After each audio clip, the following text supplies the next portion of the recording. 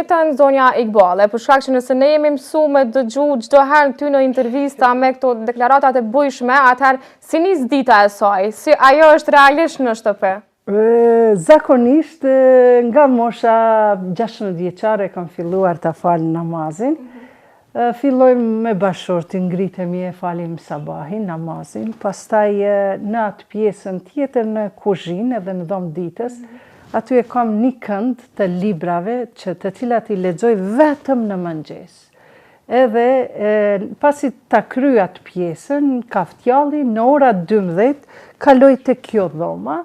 Kjo dhomë është salon, për ndryshe unë e kam shndruar edhe në studio home, shtëpi, pra studio mrenda shtëpis, pasi që jam influencere, kam YouTube-ën, kanalin tim në YouTube Iqbal Huduti, gjithashtu TikTok-un, mirëm me shkrime, mirëm me lexime, pjesën tjetër, nga ora 12, zakonisht e kaloj këtu, në këtë pjesë, kjo është krijimtaria ime. Këtu, atje vetëm frymëzohem, në mëngjes, I postoj të gjitha që kam WhatsApp me njerëzi, bisedat, pasi që kam edhe zyrën për konsulta psikosociale.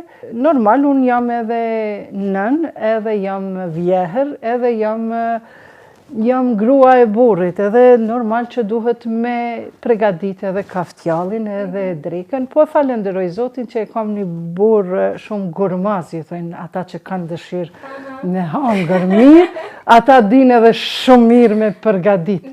Madje e pat edhe vetë, erdhi nga puna dhe tha, ke diçka me të ndihmune, thash meri qepët, thash pak gri, sepse mos po m'dalin lotët, e kështu pra.